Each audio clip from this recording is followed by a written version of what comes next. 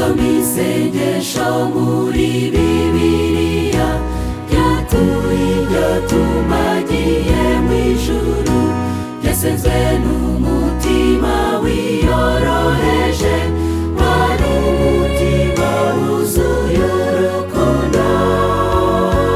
Yesu yagiye asenga, yari asenga mu gashyamba ka Getsemani,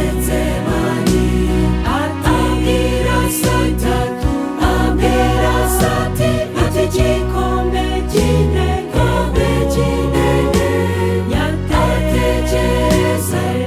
atekereza iby'urupfu yaragiye ari gupfa, maze agahinda kenshi yasaga yari wenyine.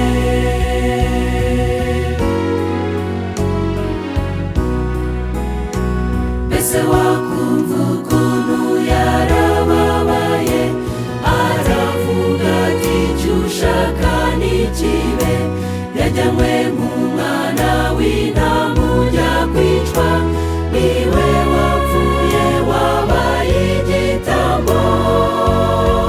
Yesu yagiye asenga, yari asenga mu gashyamba ka Getsemani, abwira Sati ati igikombe cy'intege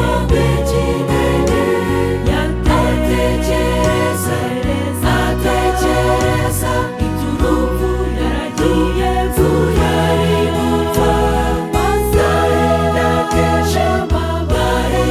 kenshi yasaga yari wenyine.